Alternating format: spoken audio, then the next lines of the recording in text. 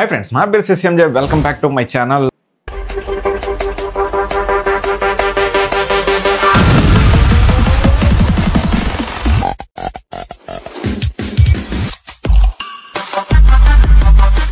Big Boss reviews అయితే మనం start చేసాం కదా. సో ఈ రోజు ఎపిసోడ్ 2 అయితే చూడటం జరిగింది. అసలు ఎందుకు చూశానురా బాబు అన్నట్టుగా అయితే అనిపిస్తూ ఉంది. అసలు వచ్చిన కంటెస్టెంట్స్ ఎలా ఉన్నారంటే ఎంతమంది పీపుల్ ఉన్నారా ఈ సొసైటీలో అన్నట్టుగా ఉంది. ఒక్కొక్కడు ఒక్కొక్క వింత, ఆ వింత మొత్తం చూడాల్సి వచ్చింది. నిజంగా కొన్ని అయితే ఇరిటేషన్గా ఉన్నాయి. మన అభిజిత్ అయితే రాగానే రెడ్ ఫ్లాగ్ ఇచ్చి అయితే పంపించేశాడు కొంతమందిని అయితే. నిజంగా చాలా ఇరిటేటింగ్ అనిపించింది.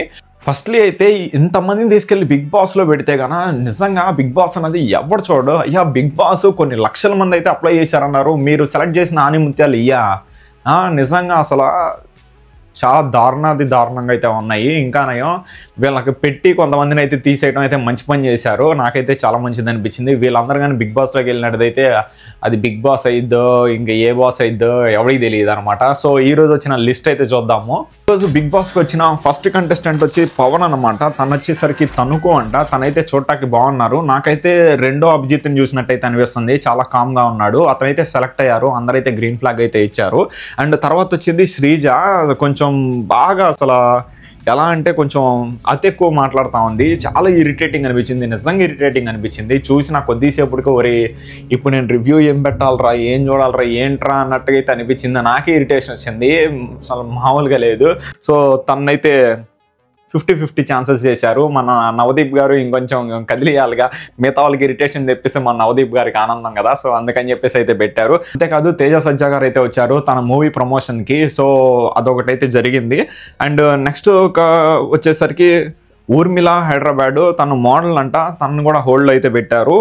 శాస్త్రి అంట. తను హైదరాబాద్ నుంచి వచ్చారు. తనైతే ఎలిమినేట్ అయిపోయారు. తనంటే ఏదో జెండర్ గురించి మాట్లాడారు. అదైతే కొంచెం తొందరగా ఎక్కదు జనాలకి. And moreover Bigg Boss హౌస్లోకి వెళ్తే కొంచెం డిఫరెంట్గా వెళ్ళిపోద్ది. ఎందుకంటే ఇది చిన్నపిల్లలు పెద్దోళ్ళు అందరు కలిసి చూసే షో కాబట్టి.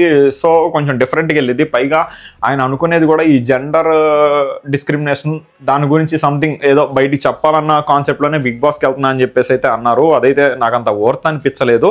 అండ్ తనైతే ఎలిమినేట్ చేశారు. మంచిదే. అండ్ నరసయ్య తాత లక్ష్మీపురం నుండి అయితే వచ్చారంట. సో నరసయ్య తాత ఆయన కూడా సింగర్ అంట. ఆయన ఎవరో అంటే ఒక రైతు చచ్చిపోతుంటే తన పాట విని ఆ రైతు అయితే బతికాడంట. అంటే చచ్చిపోయేవాడిని కూడా బతికిచ్చారు. సో నేను ఈ జనాలకి వీళ్ళందరూ చూపించాలనుకుంటున్నారు. ఇలా అన్నీ చూపించడానికి మీరు బిగ్ బాస్కే వెళ్ళక్కర్లేదు. ప్రతి ఒక్కరికి యూట్యూబ్ ఛానల్ అయితే ఉంది. దాన్ని అయితే క్లియర్గా అయితే యూటిలైజ్ చేసుకోండి. మీరు ఒక బిగ్ బాస్ కోసం అని చెప్పేసి తనుకొని వెళ్ళాల్సినంత అవసరం లేదు. నిజంగా చాలామంది స్క్రాప్ అయితే ఉన్నారు. అంటే కొన్ని లక్షల మందిలో వీళ్ళనే సెలెక్ట్ చేశారంటే ఇంకా లక్షల మంది ఎంత స్క్రాప్ ఉందో తెలియదు. ఇప్పుడు నేను అందరినీ స్క్రాప్ అన్నారంటే మీరు కింద కామెంట్లోకి వచ్చి ఇది కూడా స్క్రాప్ అంటారు కదా, నాకు తెలుసు. అందుకని నేను అందరినీ స్క్రాప్ అనట్లేదు. సో కొంచెం ఆనిముత్యాలను అయితే తీసి బయటకు అయితే వేయాలన్నమాట. సో నెక్స్ట్ వచ్చేసరికి నాగా గారు. ఆయన అడ్వకేట్ అంట. సో ఆయన కూడా ఏంటంటే లైక్ యాక్టింగ్ కొంచెం చేశారు. బట్ ద థింగ్ ఏమంటే అంత అనిపించట్లేదు. సో తను వచ్చేసరికి విజయవాడ నుండి వచ్చారు. తనని కూడా హోల్డ్ అయితే పెట్టారనమాట.